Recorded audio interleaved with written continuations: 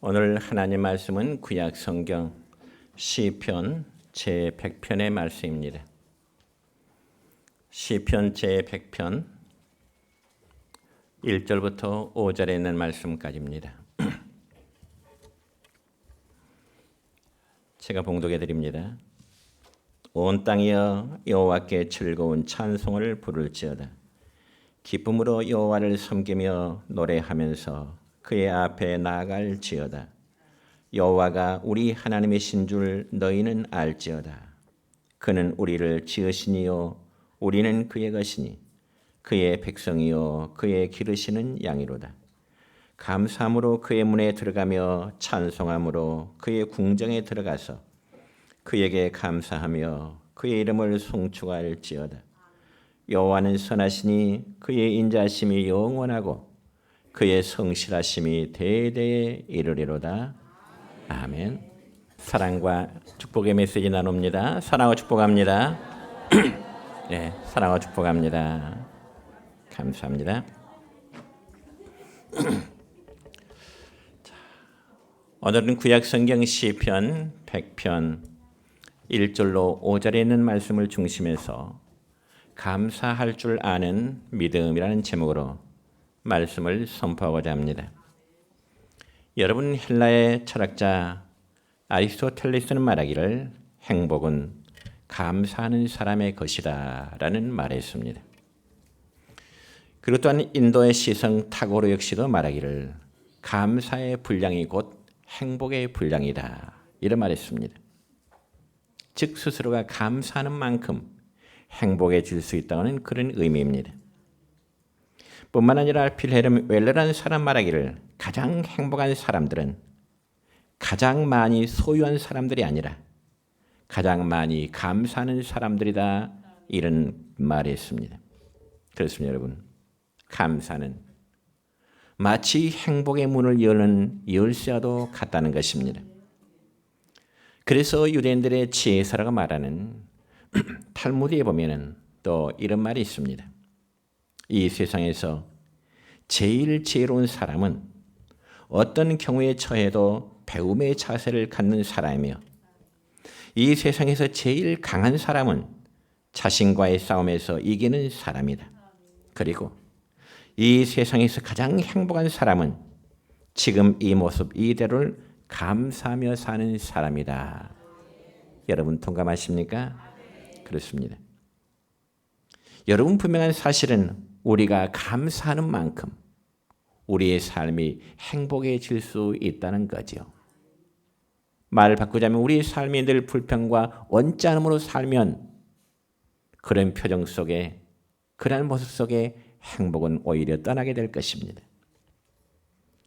그래서 행복은 우리가 얼마나 많이 가지고 있느냐는 소유함의 정비라는 것이 아니라 감사함의 정비를 하고 있는 것입니다.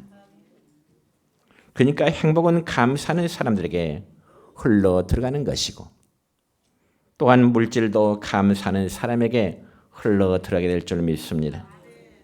그러니까 건강이나 명예나 은혜와 행복은 결국 감사하는 사람에게 흘러 들어간다는 것입니다. 그래서 우리는 금년 한 해도 시작한 지가 참 엊그제 같은데 그동안 봄과 여름을 지나 이제는 모든 열매를 거두어들이는 가을의 중반기에 접어들었습니다. 그러나 그동안 여러분은 지난 여름 뜨거운 폭염 속에서도 논밭에 작물을 키우느라 아마 많은 땀방울 흘렸지만은 지금은 그 대가로 기쁨의 열매를 거두고 있는 그러한 시기입니다. 그래서 우리는 다음 주일에 추수 감사절의 절기를 지키면서 참된 감사의 의미가 무엇이고 또 우리는 어떻게 감사절을 지킬까 하는 점에 대해서 미리 오늘 말씀을 선포하고자 합니다. 첫째로 감사는 하나님께서 기뻐하시는 예배로 드려야 된다는 것입니다. 여러분 오늘 읽은 말씀 가운데 본문 4절의 말씀을 볼까요? 이렇게 기록됩니다. 시작. 감사함으로 그의 문에 들어가며 찬송함으로 그의 궁정에 들어가서 그에게 감사하며 그의 이름을 송축할지어다. 아멘. 여러분, 이 말씀을 보면 하나님께 감사할 자는 그의 궁정에 들어가서 감사하며 찬송하도록 말씀하고 있습니다. 여러분, 옛날에 궁정이라는 것은 아무나 들어갈 수 있는 곳이 아니죠. 궁궐은 누가 들어간가요? 궁궐은 원래 왕의 가족들이나 그리고 대신들 그리고 시중들은 사람들만이 궁궐에 들어갈 수가 있습니다. 그러니까 궁궐은 일정한 자격이 있는 자들만 들어가게 된다는 것입니다. 그렇다면 오늘 우리는 여호와의 궁정 같은 이 교회당에서, 여호와의 궁궐 같은 이 예배당에서 하나님께 예배를 드리는데, 이곳은 아무나 들어온 것 같지만은 실상은 그렇지가 않습니다. 그러므로 궁정 같은 교회는 예수 그리스도의 피값으로 산 하나님의 아들 딸로서 하나님의 소유된 백성이요, 그리고 택하신 백성들이요, 왕 같은 재상들만이 지금 이 자리에 앉아 있음을 여러분 믿으시길 바랍니다. 그러면 오늘 우리가 하나님의 궁정인 이 교회당에 들어와 있다는 사실이 얼마나 감사할 일입니까? 여러분, 궁정의 문을 밟는 것만도 영광입니다. 그래서 구약 성경 시편 84편 10절의 말씀을 보면 이런 말씀이 있는데 함께 읽습니다. 시작. 주의 궁정에서의 한날이 다른 곳에서의 첫날보다 나은즉 악인의 장막에 사는 것보다 내 하나님의 성전 문지기를 있는 것이 좋사오니 아멘. 그렇습니다. 주의 성도에게 하나님의 성전은 세상 그 어떤 곳과도 비교할 수 없는 은혜롭고 그리고 복된 자리임을 믿으시기 바랍니다. 그래서 다시금 시편 84편 2절의 말씀을 보면은 이런 말씀이 있습니다. 시작. 내 영혼이 여호와의 궁정을 사모하여 쇠약하며 내 마음과 육체가 살아계시는 하나님께 부르짖나이다. 아멘. 본 시편의 기자는 여호와의 궁정을 너무너무 사모했다 하는 것입니다. 여러분, 하나님의 교회를 사모하십니까? 여러분의 마음과 육체가 살아계신 하나님께 부르짖고자 하는 그러한 열정, 열망이 얼마나 있으신가요?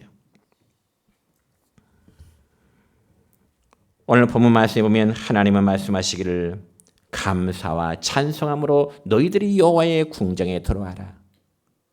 감사와 찬송하는 마음으로 하나님의 교회에 들어오라. 그렇게 말씀하십니다.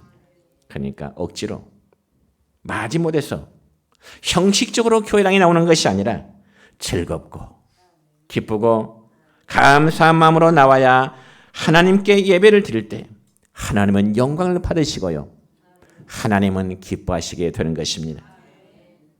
그러나 세상에 속하여 세상을 살아가는 사람에게는 세상에서 얻어지는 즐거움들이 아마 더 재미가 있겠죠.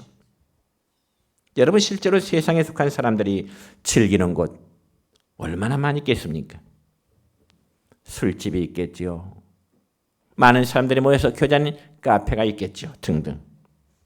화려함과 풍성함이 가득한 곳들이 많습니다. 그런 반면에 하나님의 성전은 어쩌면 고리타분하고 따분하고 지루하기 짝이 없는 것으로 마치 할 일 없는 사람들이나 교회당에 가는 것처럼 그런 인식을 가진 사람들이 우리 주위에는 너무나 많습니다. 그러나 여러분요, 사람에게 한 번 죽는 것은 하나님의 정하신 것입니다. 그 다음에 그 이후에는 성경에 보니까 하나님의 심판이 있고 하나님의 심판대 앞에서 감사로 예배하는 자들과 세상에 속하여 세상을 열락하는 자들의 결국은 완전히 달라지게 될 것입니다. 여러분, 저 스위스 알프스 산맥에 나뭇가지에서 물방울이 하나 생겼습니다. 근데 그 물방울이 하나 둘 뭉쳐서 북쪽 골짜기로 방향을 찾게 되면 그 물방울은 졸졸 물이 모여서 라인강을 타게 될 것이고 저 북해로 흘러 들어가게 됩니다. 그렇지만 그 물방울이 동쪽 골짜기로 방향을 찾게 되면 그 물방울은 다뉴브 강을 통해 흑해로 들어가게 될 것입니다. 그리고 그 작은 물방울이 이제는 남쪽 골짜기로 방향을 찾게 되면 그 물방울은 이제 지중해로 향하여 물이 흐르게 되는 것입니다. 그러므로 작은 물방울은 똑같은 곳에서 시작이 되었지만은 흐르는 방향의 차이로 말미암아 수천 킬로미터가 떨어진 곳에 전혀 다른 바다로 흘러 들어가게 되는 것입니다. 그와 마찬가지로 우리 인생의 모습도 다 이와 같습니다. 여러분, 이 세상에는 두 종류의 사람이 살아가고 있는데, 하나는 하나님을 알고 하나님을 경외하면서 살아가는 자가 있는가 하면은, 두 번째는 하나님을 알지 못하고 육신의 죄된 본능을 따라서 살아가는 두 부류의 사람이 있습니다. 그래서 이 두 종류의 사람이 처음에는 별 차이가 없이 갈라지게 됐지만은 점점 시간이 지나면서 그들의 차이가 점점 뚜렷하게 나타나게 될 것입니다. 그 뚜렷한 결과는 한 사람은 영원한 생명에 이르게 될 것이고, 반대로 또 한 사람은 영원한 형벌로 들어가게 될 것입니다. 여러분은 과연 어디에 속한다고 생각하십니까? 당연히 영원한 생명에 이르기를 축원합니다. 그러므로 인생들은 자신에게 주어진 자신의 삶을 잘 관리해야 되는 것입니다. 한 번뿐인 인생이 후회 없는 인생이요, 그리고 낭비 없는 인생이 되도록 노력하면서 우리는 방향을 잘 잡아서 기쁨과 그리고 보람을 누리는 그런 인생이 되자는 것입니다. 그러면 어떻게 사는 것이 행복한 삶이요, 어떻게 사는 것이 감사함의 삶이 될 수 있을까요? 이 점에서 신약성경 요한복음 14장 6절의 말씀 보면은 예수님 말씀하십니다. 내가 곧 길이요 진리요 생명이라 말씀하십니다. 그러니까 우리의 삶의 길이 되시고, 우리의 삶의 진리가 되시고, 우리의 삶의 생명이 되시는 그분을 사랑하고 예수 그리스도를 믿고 따를 때 우리의 삶은 진정 보람 있고 축복된 자의 삶이 될 것입니다. 그리고 두 번째로 감사에는 은혜와 믿음이 충만함을 이기게 되는 것입니다. 여러분, 우리 성도들이 하나님께 대해서 감사해야 될 이유를 오늘 우리가 읽은 시편 100편 1절로 5절까지 말씀을 보면 왜 우리가 하나님께 감사해야 될 것이냐, 그 이유에 대해서 세 가지를 말씀하고 있습니다. 첫째는 하나님이 우리의 하나님이시기 때문이라고 말씀합니다. 하나님이 우리의 하나님. 3절 첫 부분의 말씀입니다. 시작. 여호와가 우리 하나님이신 줄 너희는 알지어다. 우리가 믿는 하나님은 나의 하나님, 여러분의 하나님이시지 다른 사람의 하나님이 아니라는 것입니다. 우리가 하나님께 감사하며 기쁨으로 찬양하며 나가야 될 가장 큰 이유는 여호와가 우리 하나님, 여호와가 나의 하나님, 그 하나님을 여러분은 고백하시길 바랍니다. 우리가 믿는 하나님은 우주 만물을 만드셨고요, 인간의 생사 화복을 다스리시고요, 그 하나님이 우리 하나님이기 때문에 우리는 하나님께 감사하고 찬양하고 예배로서 그분께 영광 돌릴 수 있어야 되는 것입니다. 두 번째, 우리가 하나님께 감사해야 될 것은 하나님이 우리를 친히 지으신 분이기 때문에 그렇습니다. 하나님이 우리를 친히 지었다. 3절 중간 부분의 말씀을 보면 그는 우리를 지으시니요 그렇습니다. 그분은 우리를 지으시니, 특별히 하나님은 우리의 인체를 정말 신묘막측하게 지으신 분이요, 그리고 하나님은 이 세상의 모든 창조물 가운데 우리 사람들만큼은 당신의 형상을 따라 지으셨다고 말씀하고 있습니다. 그러면서 우리를 택하여 그리스도 안에서 자녀로 삼아 주셔서 우리로 하여금 하나님을 아빠, 아버지라고 부를 수 있는 그런 특권을 주시게 된 것입니다. 그렇다면 하나님이 우리를 지으셨기 때문에 우리 모두는 당연히 어떨까요? 우리는 하나님의 소유물이 되는 것입니다. 더욱 놀라운 사실은 하나님은 자녀된 우리 성도를 당신의 거룩한 하나님 나라의 상속자로 삼으셨다는 것입니다. 여러분, 이 세상에서도 부모님의 풍성한 유산을 물려받으면 복이 되듯이 성도들은 하나님의 나라를 상속받게 되는 것입니다. 믿으시 바랍니다. 성도는 하나님의 나라를 장차 우리 모두가 상속받게 된다는 것입니다. 그러니 그분에게 찬양과 경배와 감사를 드림이 마땅한 일이 되는 것입니다. 그리고 세 번째로 하나님은 우리의 주인이시오 목자이시기 때문에 그분께 감사해야 되겠죠. 3절 하반절의 말씀입니다. 시작. 우리는 그의 것이니 그의 백성이요 그의 기르시는 양이로다. 아멘. 여러분, 우리의 주인은 우리 자신이 아닙니다. 내 인생은 내 것이 아니라 내 인생은 우리의 주인이 따로 있다는 말씀입니다. 그분은 바로 오직 하나님 한 분만이 진정한 우리의 주인이심을 여러분 믿으시기를 축원합니다. 그럼에도 어리석은 자는 하나님의 존재하심을 부인하고요. 내 인생은 마치 내가 주인이라고 하는 그런 어리석음의 행위를 보이게 되는 거죠. 그래서 구약성경 시편 23편의 말씀을 보면 믿음의 사람 다윗은 여호와에 대해서 이런 아름다운 고백을 합니다. 어떤 고백일까요? 시편 23편 1절부터 2절까지입니다. 시작. 여호와는 나의 목자시니 내게 부족함이 없으리로다. 그가 나를 푸른 풀밭에 누이시며 쉴 만한 물가로 인도하시는도다. 아멘. 여호와는 나의 목자시니 여호와는 여러분의 삶의 목자가 되시는 것입니다.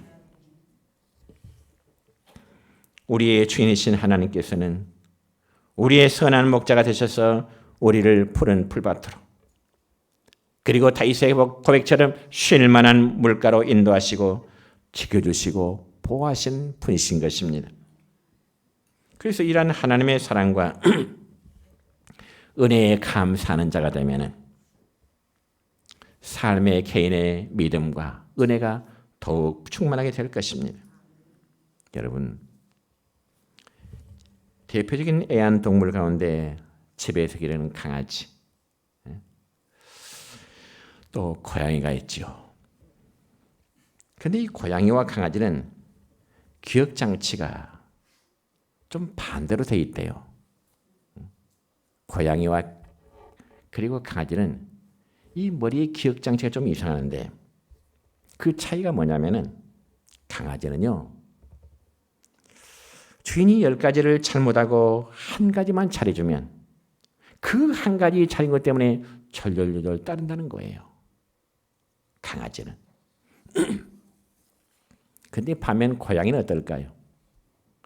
10번 잘해주다가도 한 번 잘못해주면 잘해준 걸 싹 잊어버린대요.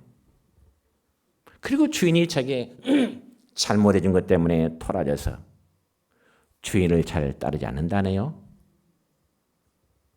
우연하게 인터넷 검색해 보니까 이 고양이와 강아지의 성격의 차이가 이렇게 기록되어 있더라고요. 그럼 마찬가지로 여러분, 제가 지금까지 목회를 하면서 신앙생활하는 성도들의 유형을 보면은 어떤 성도는 마치 강아지형의 신앙 자체가 있고 어떤 성도는 고양이형의 신앙 모습도 갖추고 있더라고요. 여러분 어디에 속할까요?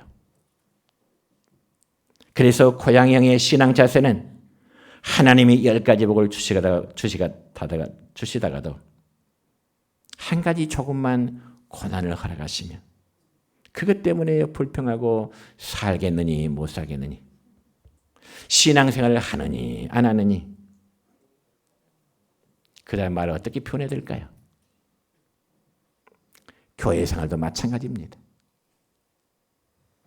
그러나 강아지형의 신앙 자세를 가진 사람은 10가지 어려움과 고난이 있다가도 한 가지 좋은 일이 생기면 그것 때문에 감사하고 기뻐하고 찬송하는 신앙인의 모습을 보이게 됩니다. 여러분 스스로 한번 점검해 보세요. 여러분은 강아지 편인지 고양이 편인지 바라기는 작은 은혜에서부터 감사할 수 있는 여러분 되시기를 주님의 이름으로 축원합니다.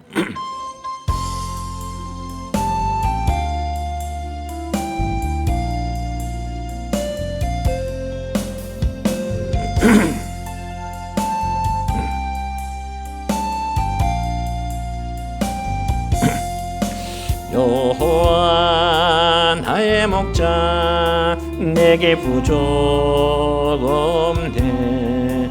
푸르른 초장 위에 나의 몸 두이시네. 선한 목자 오 나의 목자여 생수가 넘치는 곳 날 인도하소서. 내 영혼 소생하며 자기 이름 위해 그의 길 인도하니 나까지 두려움 없네. 선한 목자 오 나의 목자여 생수가 넘치는 곳 날 인도하시네.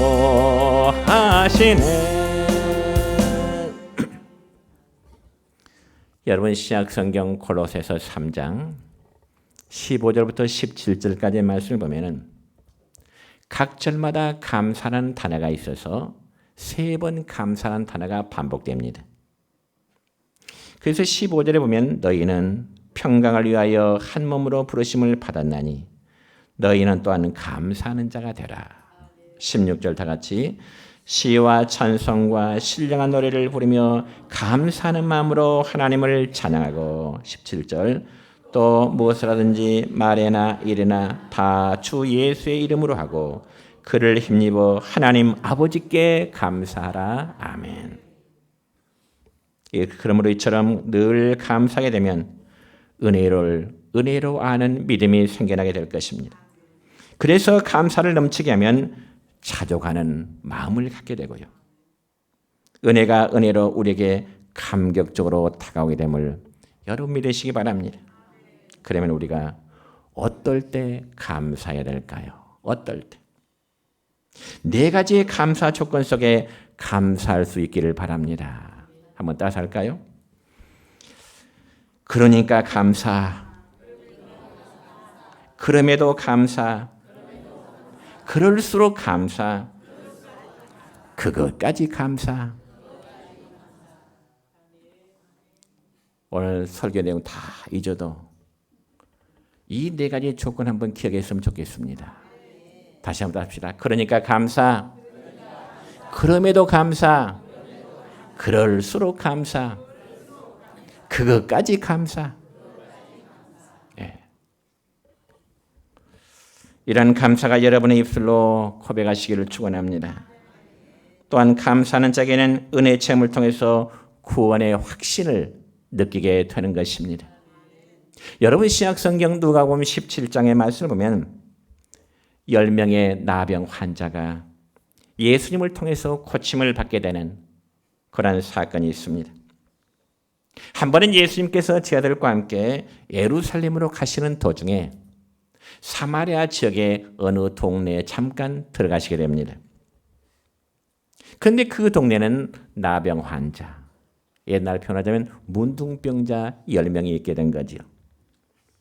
그들이 예수님을 보자마자 하나같이 소리를 지르기를 예수 선생님이여 우리를 불쌍히 여기소서. 예수 선생님이여 우리를 불쌍히 여기소서.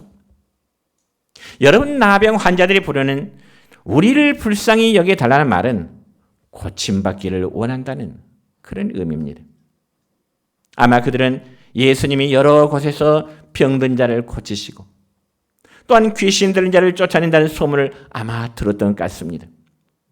그래서 그들은 우리를 불쌍히 여겨달라고 소리를 지르던 것입니다. 그러면 예수님은 나병 환자들의 소리를 들으시고 그들에게 어떤 반응을 예수님은 나타내 보이셨을까요? 이 점에서 누가복음 17장 14절의 말씀 보면 이렇습니다. 시작. 가서 제사장들에게 너희 몸을 보이라 하셨더니 그들이 가다가 깨끗함을 받은지라. 아멘. 그러니까 이 10명의 나병 환자가 예수님의 말씀을 듣고 제사장에게 가는 도중에 몸의 깨끗함을 받았다는 것입니다. 특별히 예수님 당시에 유대인들은 이 나병이라 그러면, 문둥병이라 그러면 고칠 수 없는 저주의 병으로 인식이 되었습니다. 그런데 예수님의 말씀을 듣고 제사장에게로 가는 도중에 그들의 몸이 고침을 받게 됐다는 겁니다. 그렇다면 이제 그 다음이 문제입니다. 평생 안고 살아야 될 나병이 예수님 때문에 고침을 받았다면 고침을 받는 그 사람들의 태도가 어찌해야 될까요? 당연히 감사해야 되겠죠. 맞습니까? 그런데 누가복음 17장 15절로 16절까지의 말씀을 보면 이런 말씀이 있습니다. 시작. 그 중에 한 사람이 자기가 낳은 것을 보고 큰 소리로 하나님께 영광을 돌리며 돌아와 예수의 발 앞에 엎드려 감사하니 그는 사마리아 사람이라. 아멘. 몇 사람이 고침을 받았어요? 몇 사람이 감사할 줄 알았어요? 그렇습니다. 10명의 환자들이 다 고침을 받았지만 정작 감사한 사람은 오직 한 사람뿐이었습니다. 그렇다면 여러분은 주님께서 베푸신 은혜에 대해서 얼마나 감사하십니까? 우리가 입술로 기도할 때는 하나님 감사합니다. 모든 기도가 그렇게 시작될 것입니다. 그러면 구체적으로 무엇을 감사하십니까? 하나님 감사합니다 하지만은 구체적으로 여러분들이 하나님께 무엇을 감사하시느냐 그 말입니다. 그리고 감사에 대한 표시는 어떻습니까? 하나님께 감사함에 인색하지 마시기 바랍니다. 암이 안 나오죠? 이런 설교는 하나님께 드리는 감사에 인색하지 마시기 바랍니다. 여전히 대답이 낮습니다. 우리가 누군가에게 도움과 사랑을 입으면 어떻게 해서라도 그 작은 은혜도 갚고자 노력을 합니다. 그렇다면 하나님 앞에서는 어떻습니까? 기도의 시작과 함께 하나님께 감사합니다라고 하면 그게 진정한 감사라고 할 수 있을까요? 부족함이 되겠죠.